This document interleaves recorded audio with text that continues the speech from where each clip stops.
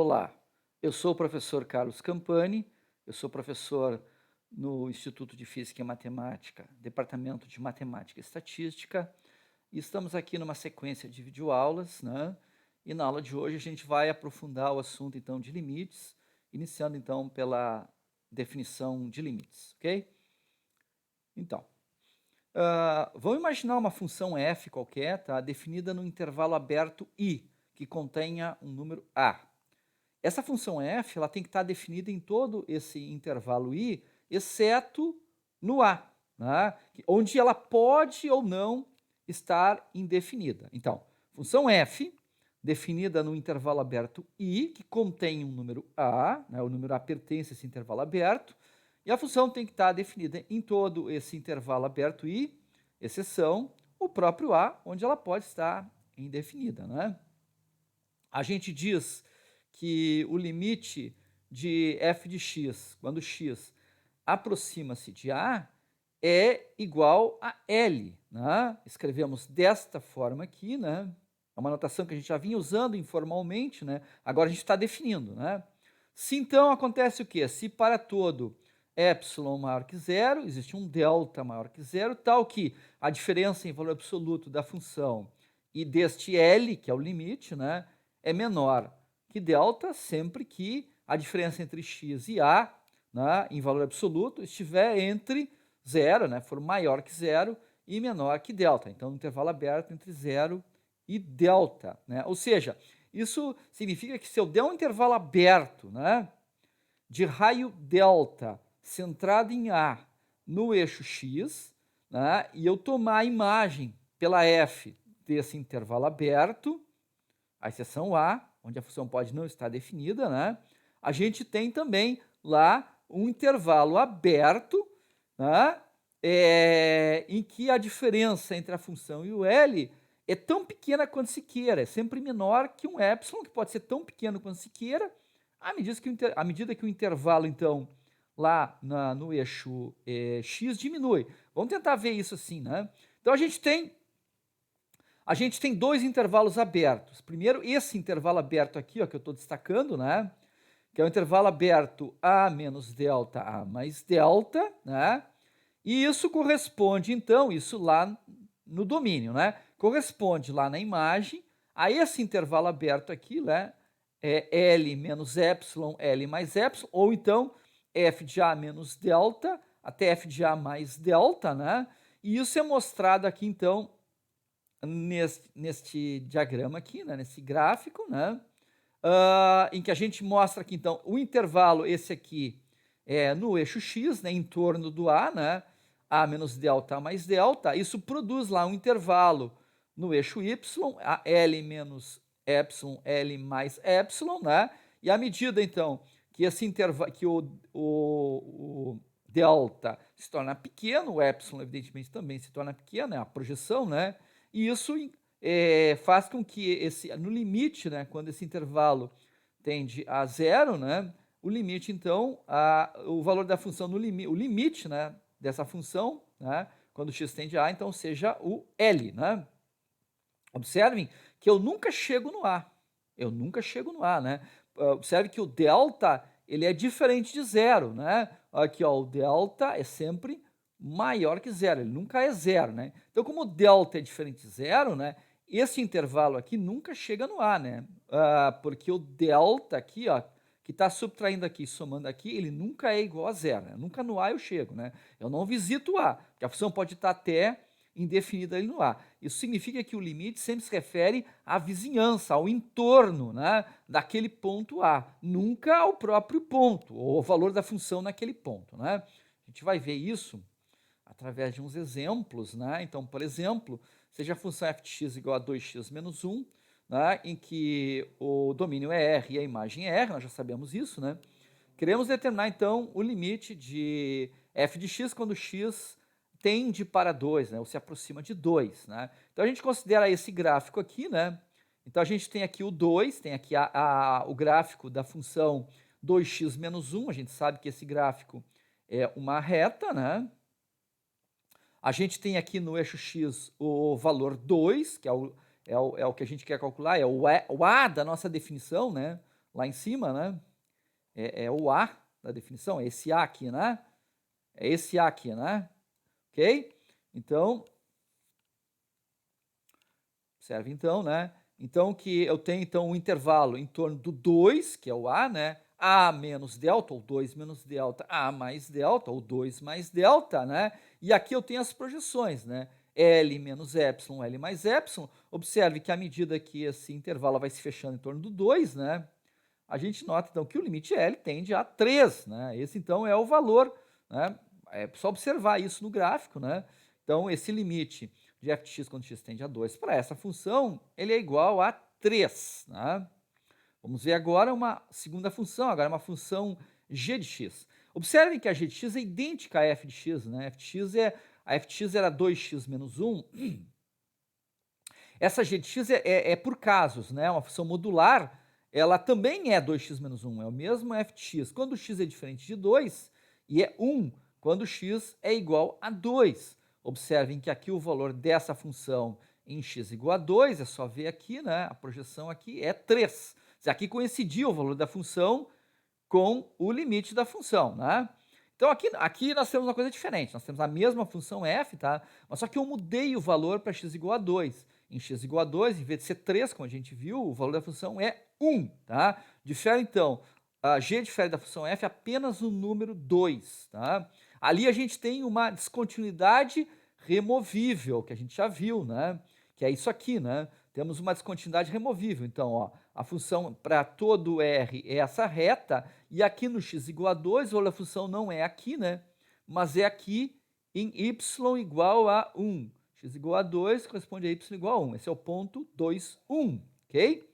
Muito bem. Então, qual será o limite? De novo, a gente faz o mesmo intervalo aqui, vai fechando. Veja que nunca chega no 2, onde o valor é 1, né? Vai fechando em torno de que valor? Vai fechando em torno do valor 3 de novo, né? A gente não visita o número 2, onde a função é 1. A gente vai fechando, é o entorno, a vizinhança, né?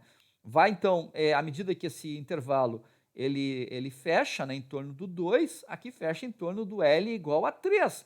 E, portanto, fica evidente, né, que o limite de g de x quando x tende para 2 é igual a 3, mesmo que o valor da função g em x igual a 2 seja 1. Né? Então, aqui nós temos uma coisa diferente. Nós temos uma coisa, no anterior, o limite da função coincidia com o valor da função. Aqui, o limite da função naquele número não coincide com o valor da função naquele número, né? Lembrando, então, que limite não considera o ponto, é a vizinhança, então, do ponto, ok?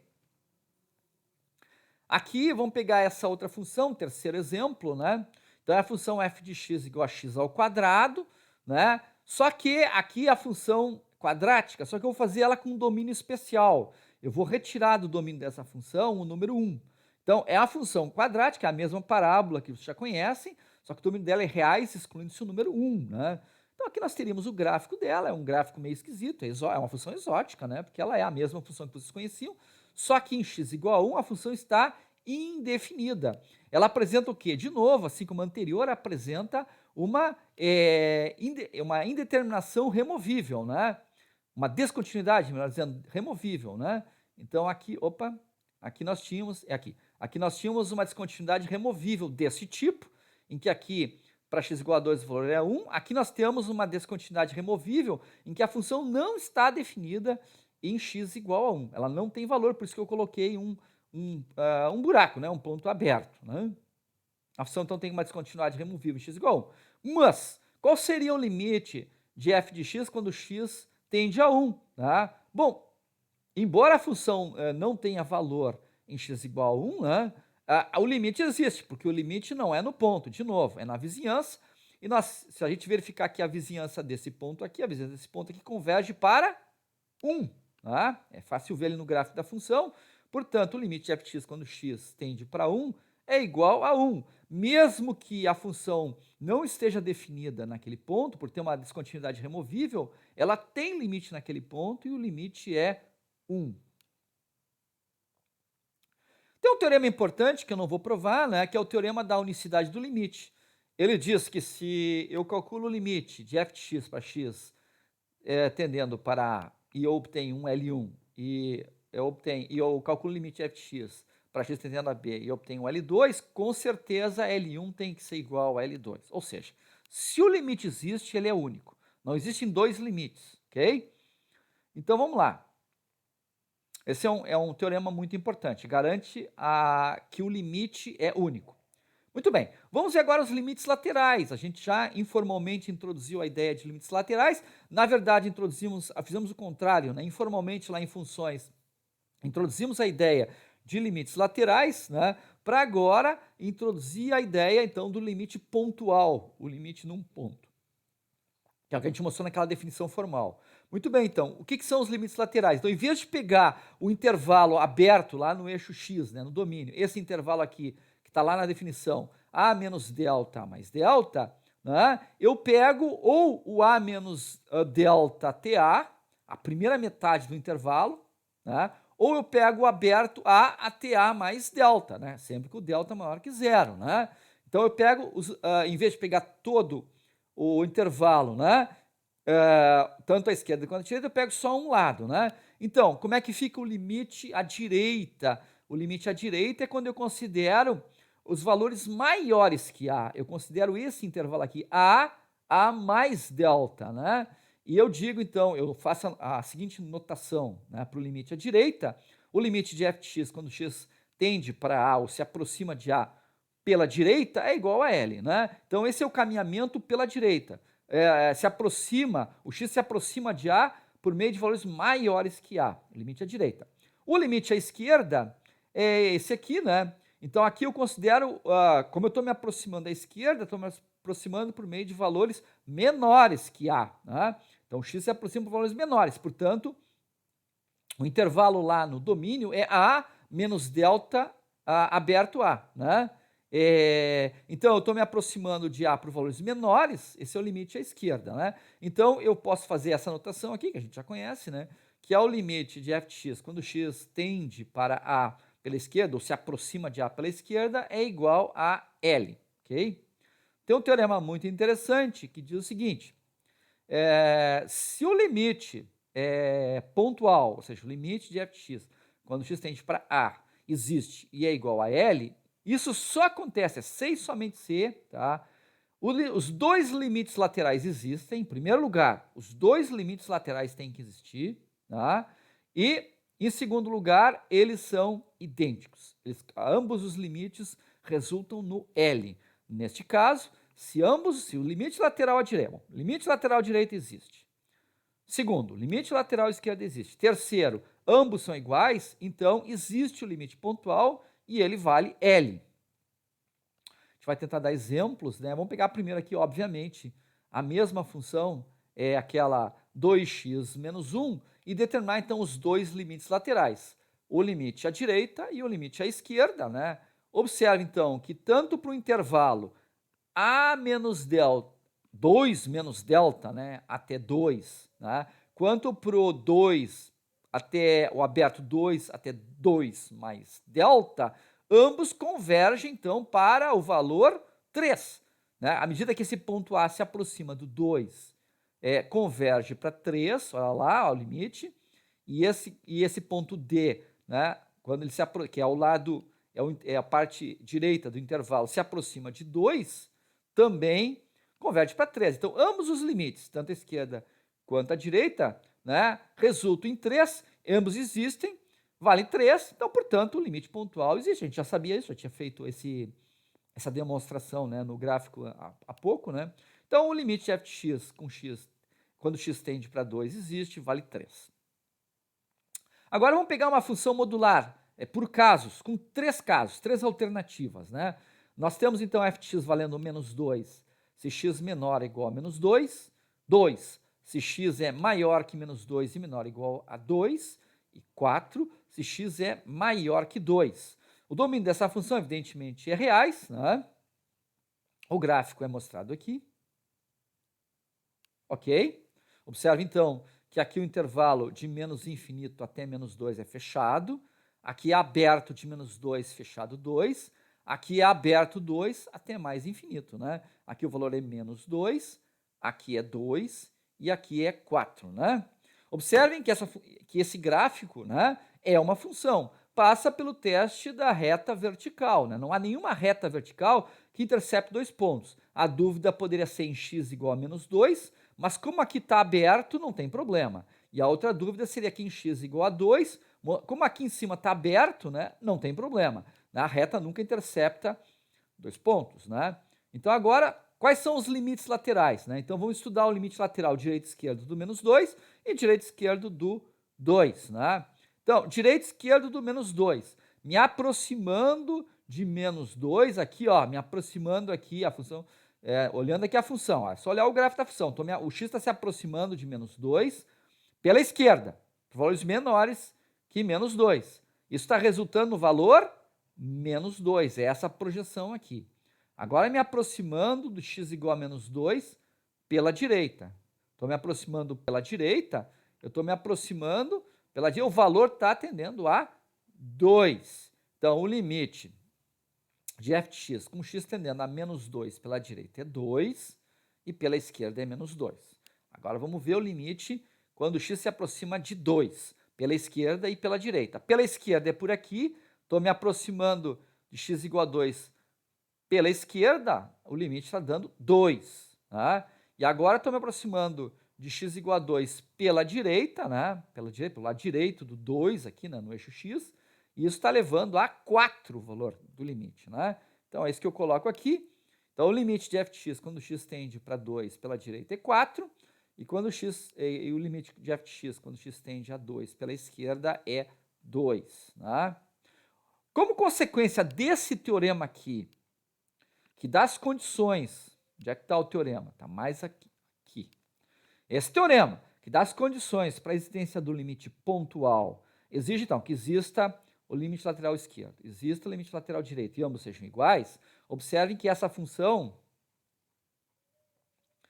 para ambos os limites, tanto o limite para x tendendo para menos 2, quanto x tendendo para 2, em ambos, tanto a esquerda quanto a direita, o limite existe, só que ele não é igual, nem aqui, limite para menos 1, desculpa, menos 2, quanto aqui o limite para 2. O valor dos limites são diferentes, portanto, não existe os limites, tanto o limite f de x com x tendendo a menos 2, quanto o limite f de x com x tendendo a 2, não existem. Os limites pontuais, esses dois limites pontuais, né, não existem, porque os limites laterais são diferentes. Isso por que ocorre? Porque ocorre uma descontinuidade em x igual a menos 2 e x igual a 2, né? Óbvio que essa é uma descontinuidade, né, que a gente já estudou aqui, ó, essa descontinuidade aqui também é a mesma descontinuidade, ok? Vamos para o exemplo 3, então, de cálculo de limites, né? Então, seja f de x igual a valor absoluto de x, determinar, então, o limite de f de x quando x se aproxima de zero. Temos que lembrar de usar a definição formal de valor absoluto. E, com isso, vamos determinar, então, os limites laterais. Para x menor que zero, tá? Pela definição do valor absoluto, quando x é menor que zero, o valor da função é menos x. Tá?